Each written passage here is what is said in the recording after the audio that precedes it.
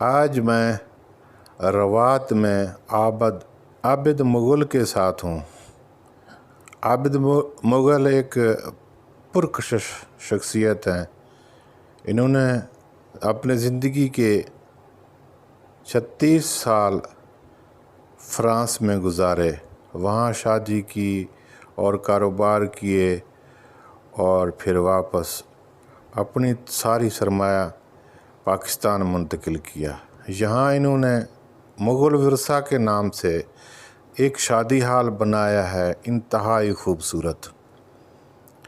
اس کی جو انفرادیت ہے وہ یہ ہے کہ یہاں روات میں مغلوں کا ایک قلعہ ہے، اس نے اسی طرز پہ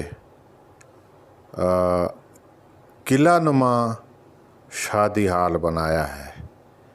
یہ اس کی ایسے برآمدے کی چھت اور سائڈوں سے جو لکڑی کا کام ہوا ہے، یہ باہر اوپن ایریا ہے۔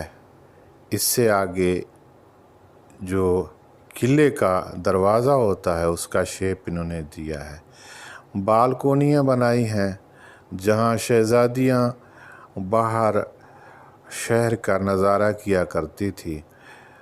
اسی طرز پہ تمام شادی ہال کو ایک طرح کا قلعہ بنایا ہے اور مغل ورثہ کے نام سے باہر سے آپ راولپنڈی اسلام آباد سے آئیں تو نظر آئے گا ایک قلعہ نما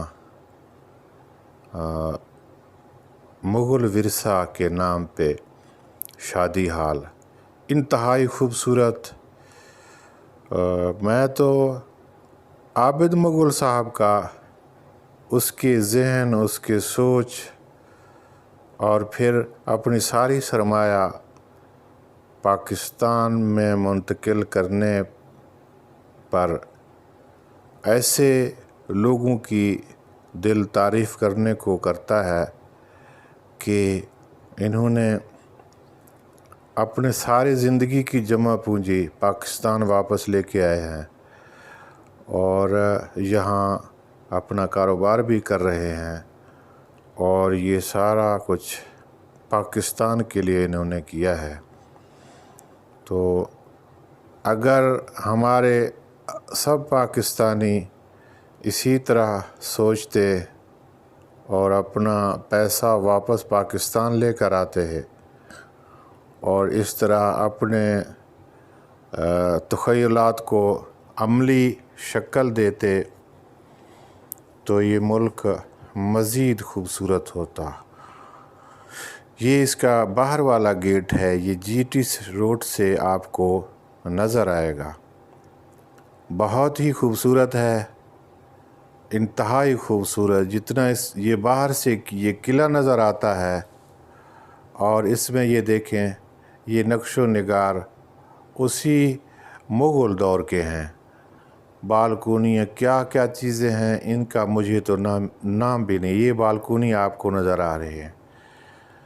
تو اس زمانے میں ان بالکونیوں میں شہزادیاں باہر شہر کا نظارہ کرتی تھی۔ اب عابد مغل صاحب نے اس کو بہت خوبصورت